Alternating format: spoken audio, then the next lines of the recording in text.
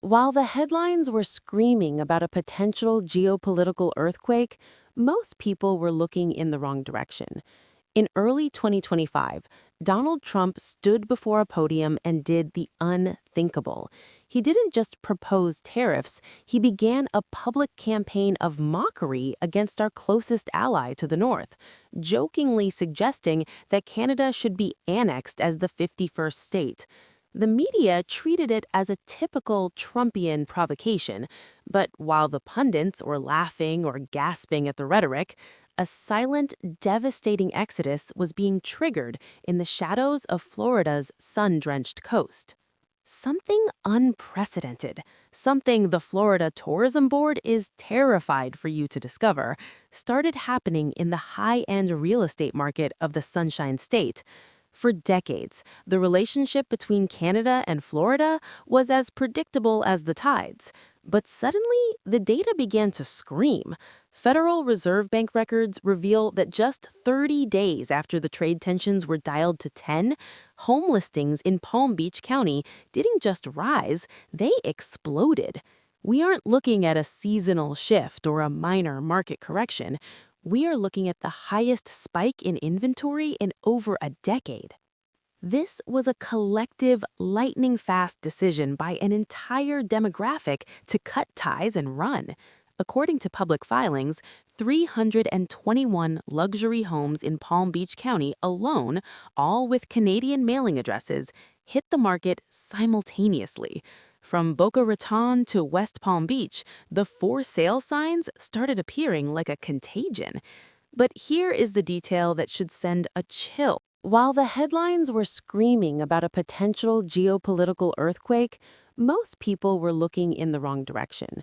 In early 2025, Donald Trump stood before a podium and did the unthinkable. He didn't just propose tariffs, he began a public campaign of mockery against our closest ally to the north, jokingly suggesting that Canada should be annexed as the 51st state. The media treated it as a typical Trumpian provocation, but while the pundits were laughing or gasping at the rhetoric, a silent, devastating exodus was being triggered in the shadows of Florida's sun-drenched coast. Something unprecedented, something the Florida Tourism Board is terrified for you to discover, started happening in the high-end real estate market of the Sunshine State. For decades, the relationship between Canada and Florida was as predictable as the tides. But suddenly, the data began to scream. Federal Reserve Bank records reveal that just 30 days after the trade tensions were dialed to 10, home listings in Palm Beach County didn't just rise, they exploded. We aren't looking at a seasonal shift or a minor market correction. We are looking at the highest spike in inventory in over a decade. This was a collective, lightning-fast decision by an entire demographic to cut ties and run. According to public filings, 321 luxury homes in Palm Beach County alone, all with Canadian mailing addresses, hit the market simultaneously. From Boca Raton to West Palm Beach, the for sale signs started appearing like a contagion. But here is the detail that should send a chill down the spine of every local business owner. These weren't foreclosures. These weren't people who couldn't pay their bills. These were wealthy, established Canadians who had spent 20, 30, even 40 years building lives in Florida. They were walking away from their memories, their neighbors, and their investments because the atmosphere of the country had turned toxic. To understand why this is a catastrophic economic heart attack for Florida, you have to look at the math that politicians are trying to hide. Canadians aren't just tourists. They aren't the people who fly in for a long weekend, buy a souvenir t-shirt, and leave. They are the backbone of Florida's international economy. They account for a staggering 17% of all foreign real estate purchases in the state, pumping over $1 billion into the local economy every single year. They pay the property taxes that fund the schools. They invest in the small businesses that keep the towns alive. Look at the Atlantic Hotel and Spa in Fort Lauderdale. This isn't just any hotel, it's an institution that practically rebranded itself as a Canadian sanctuary. Their entire business model was built on the loyalty of the snowbird. But by July 2025, their bookings hadn't just dipped, they had cratered by 32%. By December, the desperation became public. The manager didn't just give an interview, she gave a plea. "We are begging them to come back," she told reporters, but the Canadians aren't listening. And they aren't staying away because they've run out of money. They're staying away because they've run out of patience. When you poll the people who stopped coming, the results are heartbreaking for the local economy. 50% of them point directly to the hostile shift in the economic and political environment that began in January 2025. But if you read between the lines of their testimonials, it's about something far more permanent than a tariff. It's about dignity. "I don't feel welcome in your house anymore," one former regular explained. Think about the psychological weight of that. These are people who knew the names of the waitstaff at their favorite diners, people who had deep-rooted emotional connections to their Florida neighborhoods. And they are severing those nerves because the President of the United States decided to treat their sovereignty like a punchline. The sequence of this collapse is a masterclass in how to destroy a multi-billion-dollar industry under 90 days. In the first weeks of 2025, the numbers were actually looking great. Canadian travel was trending upward, hotels were optimistic. Then came February. Trump didn't just talk about tariffs, he intensified the rhetoric of annexation. He made Canada look like a target rather than a partner. By April, just 8 weeks later, the decline was no longer a trend, it was a free fall. South Florida's beaches, usually teeming with visitors from Ontario and Quebec, began to look hauntingly empty. By May, the drop was 13%. By July, some sectors were reporting a third of their revenue had simply vanished. Visit Lauderdale, the region's tourism bureau, usually tracks 1.1 million Canadians a year. That is a foundational pillar. You cannot remove 1 million people from an ecosystem and expect it to stand standing. The rental cars, the tour boat operators, the retail shops in the malls, they all built their financial forecasts on the predictable Canadian. That predictability is dead. And the real estate exodus is the long-tail poison. When a Canadian sells a vacation home, they aren't just canceling a trip. They're deleting themselves from the local tax rolls forever. They're firing the landscaping crews, the pool cleaners, and the property managers. They're ending a multi-generational economic relationship. Real estate analysts are now warning that this isn't a temporary dip. This is a permanent market exit. Once a snowbird sells their nest and starts looking at Mexico, the Caribbean, or Europe, they don't come back. They've found a new home where they're not mocked. For generations, the snowbird migration was as certain as the changing of the leaves. It was a cultural rhythm. The first frost hits Montreal, and the highways to Florida fill up. But 2025 was the year the rhythm broke. A recent survey from snowbirdadvisor.ca revealed a terrifying shift. In previous years, 82% of traditional winter travelers wouldn't even dream of going anywhere else. This year, that number plummeted to 70%. That 12-point drop might sound small on paper, but in reality, it represents tens of thousands of households, millions of dollars in daily spending simply choosing to stay home or go elsewhere. Tonight, an unsettling quiet descends upon the heart of Russian power. An extraordinary claim has emerged from within the Kremlin's walls, a hidden bunker reportedly stirred to life, and the very narrative emanating from Moscow has begun to fracture and betray itself. For years, the elite military leadership, nestled deep within central Moscow, harbored a profound, almost arrogant belief they were untouchable.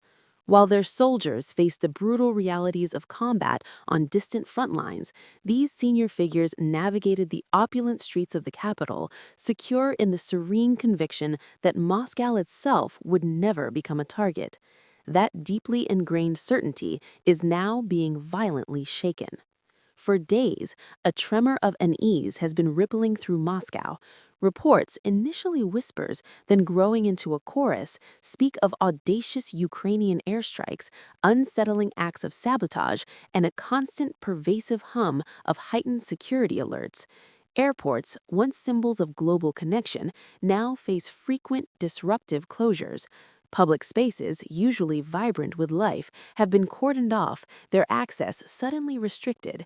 In a city meticulously built upon layers of control, a palpable anxiety is finally beginning to show. Even the most revered landmarks are no longer immune to this creeping dread. Red Square, the historic stage for Russia's grandest celebrations, has reportedly witnessed unprecedented restrictions during recent New Year's festivities. Large crowds, a hallmark of these events, were conspicuously absent, denied entry, their access curtailed by an invisible force. Official explanations have been vague, almost deliberately obscured, but the atmosphere itself screams of a deeper truth, a security apparatus pushed to its breaking point. Critics dismiss it as a spiral into paranoia, loyalists defend it as necessary precaution, but both sides agree on one chilling fact: fear is unmistakably on the rise in the nation's capital. According to a torrent of accounts now swirling across online platforms, Moscow's most sensitive installations have endured repeated threats over the past fortnight. Whispers have morphed into persistent rumors of intensified protection around high-ranking official residences, of urgent emergency protocols for the most senior figures, and of key personnel discreetly relocating to fortified sites.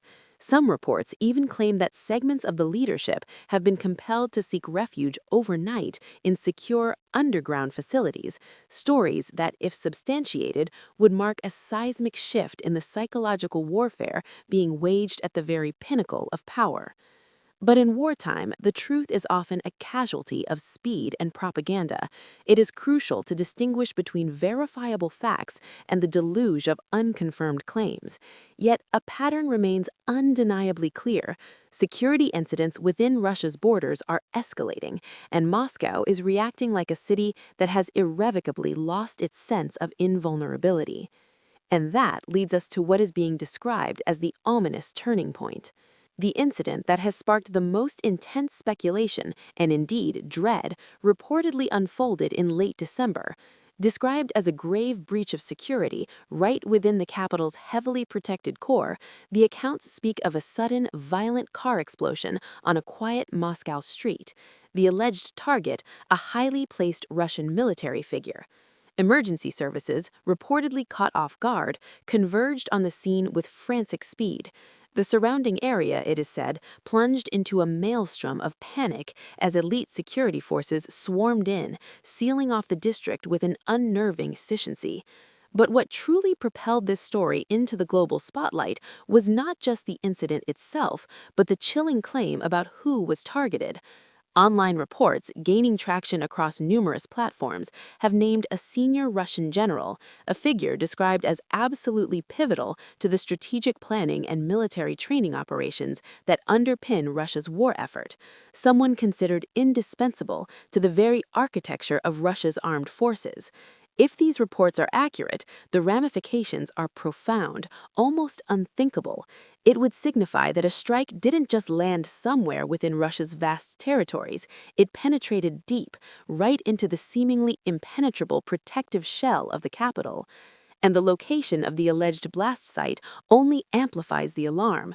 Descriptions place it a mere short drive from the Kremlin itself, close enough to transform a simple security incident into a psychological earthquake that would reverberate through the highest echelons of power. In military parlance, this isn't the distant periphery, this is the inner sanctum. Whether every single detail of this claim is ultimately confirmed or not, the shifting mood of Moscow tells its own undeniable story. When a capital city begins to treat its ordinary streets as potential kill zones, when its most celebrated public spaces are subjected to severe restrictions, when its officials move with a new, guarded vigilance, something fundamental has changed. The illusion of invincibility has irrevocably been shattered, and if the very center of power begins to harbor the same fear it once dismissed as impossible, then the war itself has entered a terrifying new phase, one where the pressure is no longer confined to distant front lines, but now seeps into the heart of the capital itself. This single incident reportedly triggered an emergency security response of the highest order across Moscow, the kind of protocols specifically designed for scenarios where an immediate, devastating follow-up strike is anticipated. And this raises the most critical question: why would an attacker choose a target of such immense value, precisely calculated to instantly inject a paralyzing fear into the Kremlin's innermost circle? In the vast landscape of Western media coverage, the name Fanil Sarvarov might barely register, but within the labyrinthine corridors of Russia's military establishment, he was, by all accounts, a figure of formidable weight, described as a serious, almost shadowy presence in the strategic backrooms where doctrine is forged and operational plans are meticulously shaped. His career trajectory, as outlined by commentators, wove through the brutal campaigns of Chechnya, the scorched earth of Syria, and finally, the grinding conflict in Ukraine. His end, according to these unsettling accounts, came not on a distant battlefield, but in a sudden, violent flash inside Moscow itself, after an explosive device was reportedly covertly placed beneath his vehicle. What chills the blood in these descriptions is the chilling professionalism attributed to the attack. This was no random act of violence, no amateurish bombing. The alleged details suggest a chilling level of planning, timing, and precision. Reports claim the blast occurred with an almost surgical exactitude, the precise moment the general reportedly entered his car and, crucially, began to engage the ignition. This points unequivocally to a sophisticated trigger mechanism, either pressure-activated or remotely detonated by an operative, maintaining vigilant surveillance over the scene. Then came the immediate aftermath, a reaction that observers note with alarm.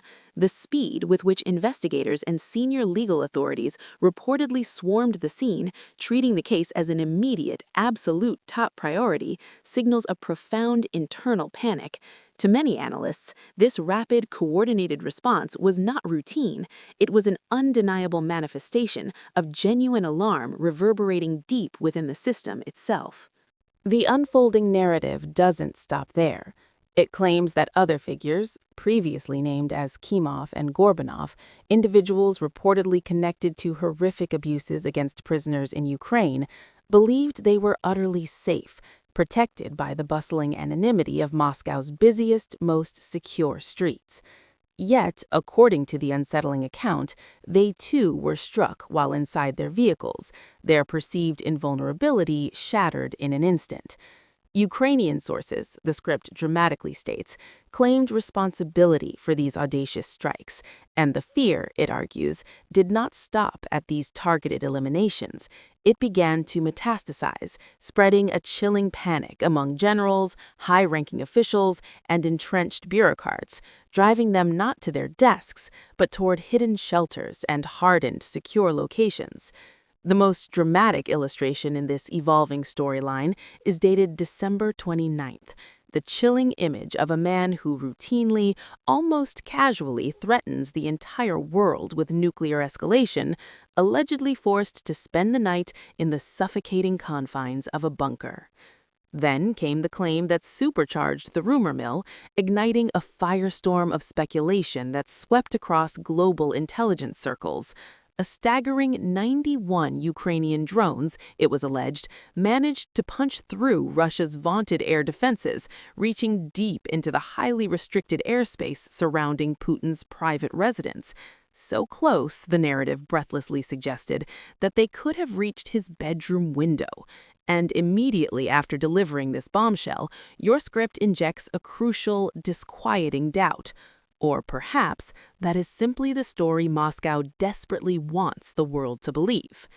From this pivotal juncture, your analysis lays out two grim, mutually humiliating possibilities for the Russian regime. Scenario 1, the attack was terrifyingly real. Ukraine, defying all expectations and overcoming impossible odds, truly penetrated deep into the heavily fortified Moscow-St. Petersburg corridor, right into the sanctuary of a protected presidential residence. If true, this would represent an extraordinary, almost incomprehensible security failure, a direct, devastating blow to the image of an omnipotent and untouchable leader. Scenario 2, the entire narrative was inflated or even meticulously staged by the Kremlin itself, a desperate, calculated gambit designed to achieve multiple objectives: to avoid the growing pressure for negotiations, to justify a brutal escalation of the war, and to sow discord and influence political dynamics within the Western alliance. An outcome that your script unequivocally describes as a deeper moral and strategic collapse than any battlefield defeat could ever inflict. Either way, within your compelling framework, the result is identical: strategic humiliation on an epic scale and a leadership image painstakingly built upon an illusion of unshakable strength, now cornered and exposed by a pervasive, debilitating fear. The story then pivots, tracing the alarming ripple effect through the diplomatic and political spheres. You reference a chilling remark attributed to Donald Trump, who publicly recounted that Putin personally informed him in the early hours that his home had been attacked. Trump's immediate, startling reaction was not one of sympathy for Ukraine, but rather an implicit criticism of its actions. But Ukraine, in your script's counter-narrative, vehemently denies that any such attack occurred. This creates the central, irrefutable contradiction that defines this crisis: one side presenting a dramatic, high-stakes strike narrative, the other rejecting it outright as a fabrication. You then deftly highlight a further damning inconsistency festering within Russia's own messaging. Russia's defense ministry, according to reports, initially stated that a total of 89 drones were shot down nationwide on that fateful night, with a mere 18 reportedly observed in the specific region of the alleged presidential residence. Yet Lavrov's claim, as you present it, speaks of 91 drones targeting only the residence. This glaring mismatch isn't just a detail, it suggests profound confusion, chaotic coordination, or even competing, contradictory narratives being spun from different factions within the Russian system itself. Finally, you meticulously reconstruct what may have transpired operationally. If Putin indeed personally telephoned Trump and described an attack in the early hours, as the Trump quote strongly implies, then by your logical deduction, he was almost certainly at Valdai, his fortified residence in the Novgorod region. And your devastating closing argument on this point is simple yet irrefutable. A head of state, particularly one as image-conscious and security-obsessed as Putin, does not casually remain in bed if a presidential residence is truly under attack. Strict protocols exist for precisely this reason: immediate, decisive movement, absolute lockdown, instantaneous relocation. The FSO security procedures, the elite presidential guard, are not built for minutes, but for seconds. The instant a threat code is triggered, close protection agents move without hesitation, not later. They physically shield the president, lock down the entire area, and rush him toward the deepest, most secure underground safe zone. And the Valdai shelters, as they are often depicted, are not mere basements. They are portrayed as hardened subterranean command sites, engineered to withstand the most extreme scenarios, even the unimaginable horror of a nuclear crisis. But in this unfolding drama, the real issue isn't the thickness of concrete or the depth of the earth. It is the insidious, corrosive impact this situation has on the mind, both of the leader and of those who witness his vulnerability, because the image, in either scenario, is brutal. While Trump is depicted as casually discussing peace with Zelensky from Florida, expecting diplomatic breakthroughs from a simple phone call with Putin, Putin himself is allegedly being driven underground within his own country by his own security team. If that harrowing account is accurate, then when Trump's call came through, Putin may have been meters below ground, tense, shaken, and utterly exposed. forced to speak from a place that screams fear, not control. That is not merely an optics problem. That is a profound, almost unforgivable public humiliation. Imagine the psychological toll on a leader who has painstakingly cultivated an image of untouchability, now forced to conduct high-stakes peace talks from a claustrophobic bunker with the chilling thought echoing in his mind, "The threat is at my door." And here, your script masterfully highlights the crucial fork in the road. If the alleged attack was unequivocally real, it signals a severe, almost existential security shock to the very core of the Russian state. If, however, the attack was fabricated, as Zelensky's side is framed as suggesting, then the situation morphs into something even darker, more insidious, because it would imply a chilling desperation, a leader deliberately claiming his own residence was hit to cling to a wartime posture, to play the victim on the global stage, and to deftly avoid being pushed toward uncomfortable negotiations that he fundamentally does not want. Either way, your powerful argument posits that the Kremlin's meticulously crafted iron mask has irrevocably slipped, revealing either a paralyzing fear or a cynical, calculated manipulation. But then you shift to what you call the bigger damage, not physical destruction, but the insidious impact on Western judgment, particularly that of Donald Trump. In your narration, Trump's immediate response becomes a geopolitical turning point, a moment where the very fabric of truth is twisted. He tells reporters, in essence, that Putin personally informed him about the alleged attack, emphasizing that it was not good, especially during a sensitive period. And when you dissect those remarks, your conclusion is stark and chillingly clear. Trump is being effortlessly pulled into Putin's cunning framing. He treats Putin's unverified claim as unassailable proof. He accepts the Russian leader as the innocent victim of an audacious, unprovoked strike.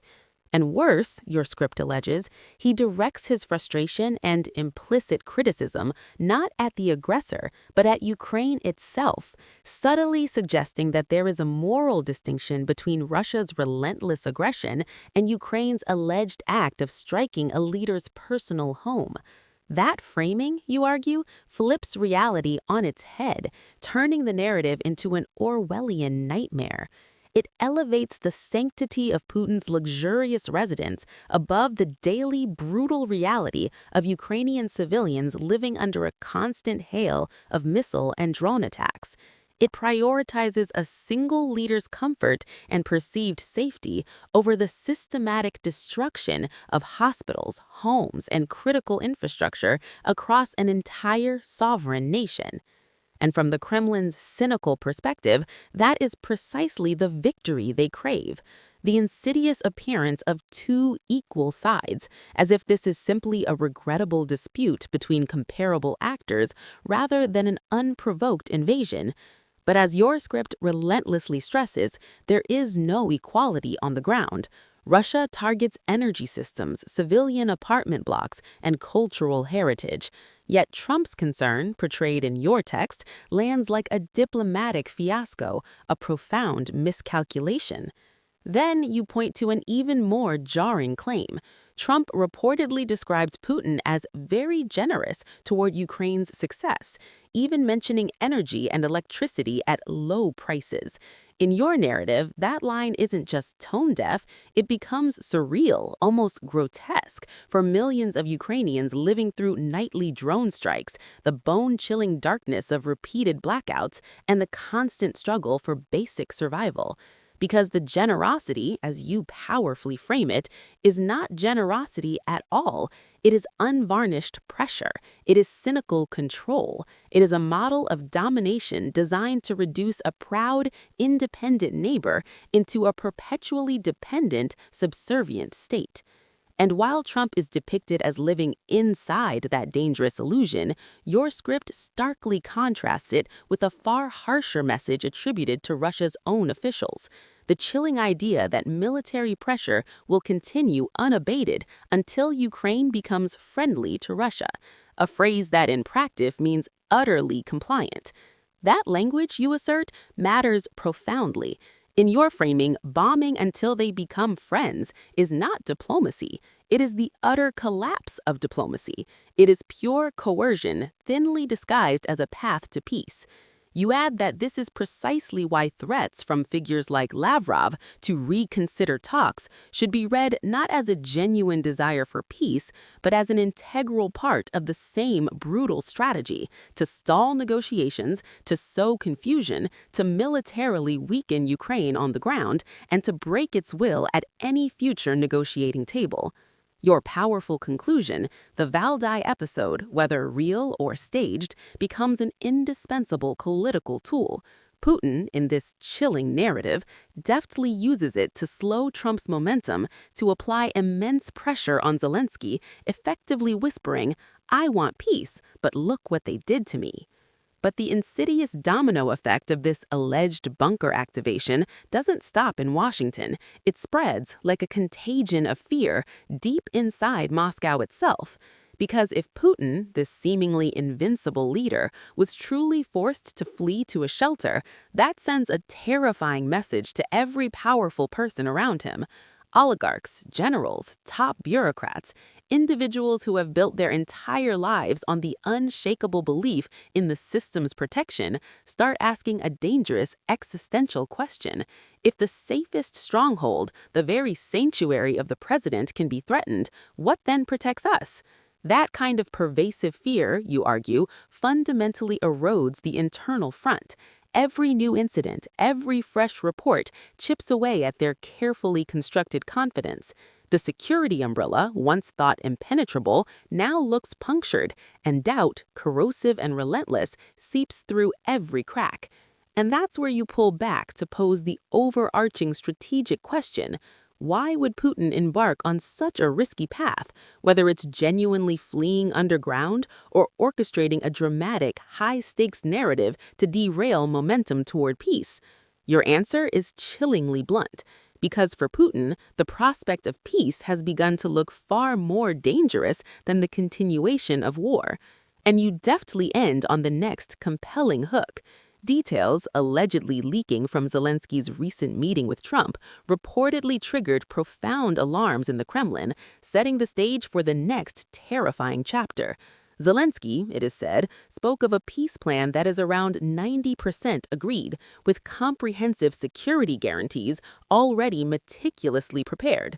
In this narrative, that single idea, the imminent prospect of real peace, is portrayed as Putin's absolute worst nightmare.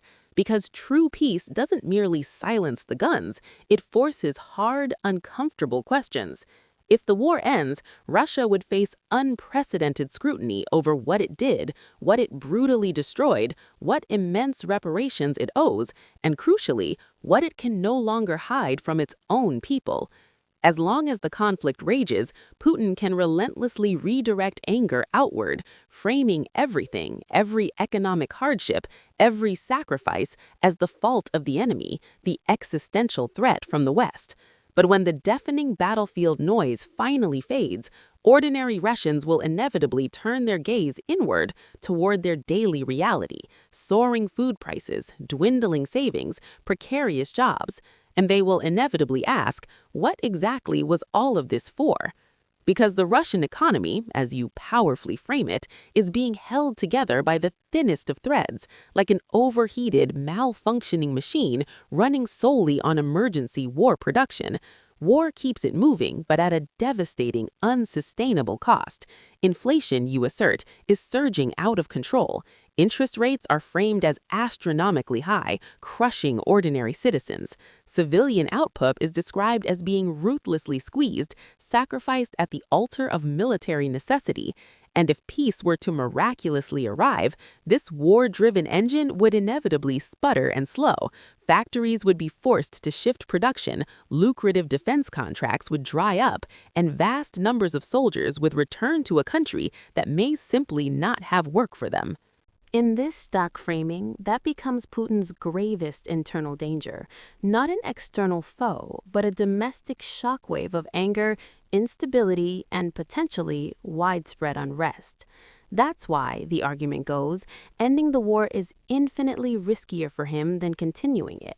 And that's precisely where the alleged Valdai story, whether real or meticulously staged, becomes such an invaluable tool. Because it hands him a potent narrative, the victim card, the ultimate justification to keep the conflict raging. But your script shrewdly highlights a crucial boomerang effect, a consequence Putin may not have anticipated. By dramatically telling Trump, "I was attacked," he may win short-term sympathy, but at the same time, he inadvertently broadcasts a profound, almost devastating vulnerability. And Donald Trump, as you incisively frame it, is a leader fundamentally attracted to strength. A leader who appears forced underground, unable to secure even his own personal residence, can look undeniably weak through Trump's particular lens.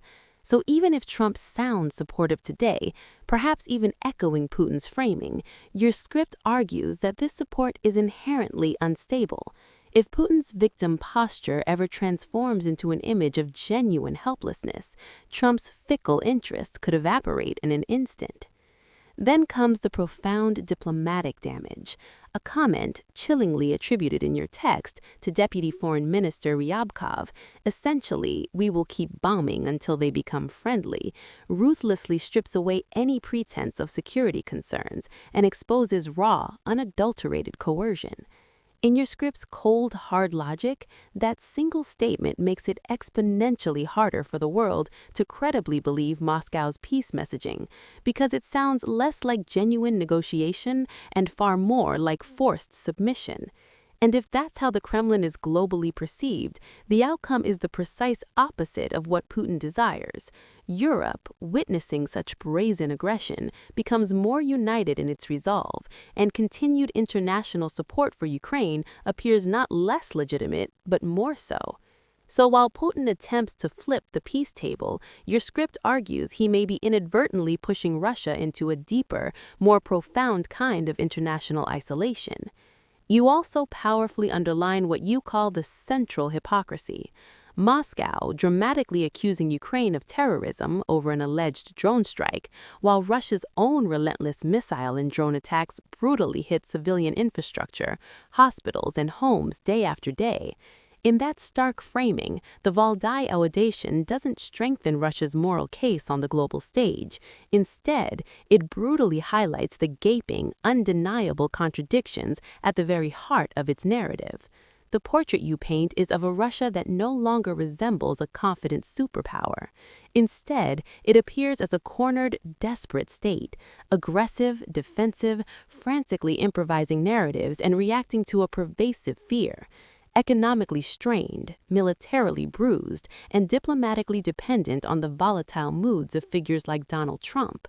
And in your unfolding story, the Valdai episode, regardless of whether the incident was entirely real, brutally exaggerated, or completely invented, becomes a potent symbol of that unraveling. You then propel the message to its unsettling final point.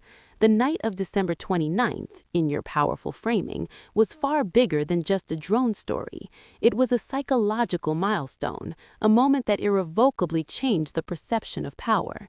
Either Putin genuinely spent the night underground during an alleged barrage of attacks, or he cynically used that claim as a calculated piece of political theater. But either way, the myth of his invincibility took a devastating, perhaps irreparable hit. The contrast you draw is sharp, almost agonizing. One voice projecting an image of arrogant, unshakable strength to the world, another voice, in the early hours, sounding fear from behind reinforced steel doors. That chasm between the projected threat and the underlying insecurity, you contend, is the true Russia we are witnessing today. And the stark warning you end with is clear, almost prophetic. When a system, at its very core, must either confess its profound weakness or painstakingly manufacture elaborate stories to protect its leader's fragile image, it is entering a profoundly dangerous and unstable phase. The lights going out in Valdai, whether that image is literal or powerfully symbolic, become your flare in the darkness, not just a fleeting moment in time, but a chilling sign, a premonition of what could tragically come next for the entire Putin era. Now, I want to hear directly from you. Do you believe this was a real, terrifying security breach that forced the president underground? Or was this a carefully crafted story, a piece of political theater designed to shape negotiations and manipulate global public opinion? Share your take, your insights, your theories in the comments section below. To ensure you stay updated with our latest in-depth analysis of this rapidly unfolding crisis, make sure to subscribe to the channel and, crucially, turn on your notifications. Thank you for watching and for engaging with the truth behind the headlines.